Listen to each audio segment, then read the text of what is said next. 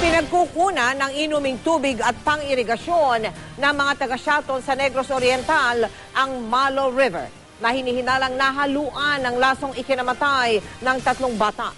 Paniwala ng Bureau of Fisheries and Aquatic Resources, kailangan hukayin ang naapektuhang bahagi ng ilog para matiyak na hindi na ito kontaminado. Nakatutok si Sherry Ann Torres.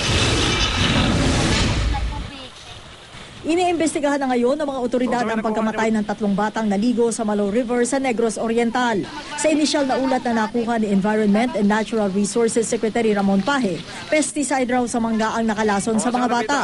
Ito yung mga chemicals na ginagamit sa pag-bloom ng mangga, pagpabunga ng mangga.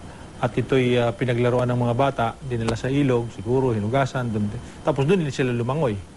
At kaya immediately may isang casualty. Hinala naman ni Director Andy Bohos ng Bureau of Fisheries and Aquatic Resources Region 7.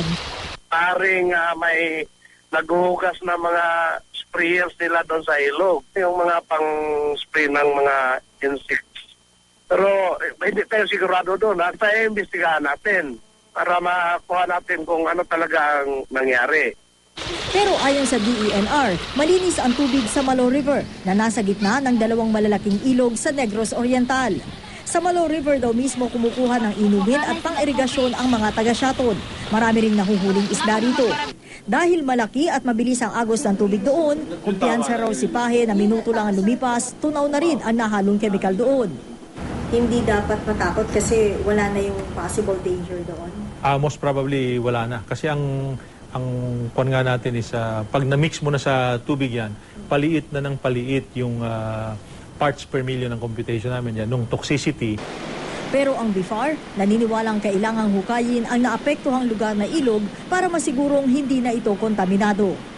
Sa mga tao na nakatira doon sa kahabaan ng Malo River, ang mahigpit na panawagan sa kanila ng Department of Environment and Natural Resources, kapag nakakita kayo ng mga isda na nakalutang doon sa ilog, huwag nyo natong kuhanin para kainin.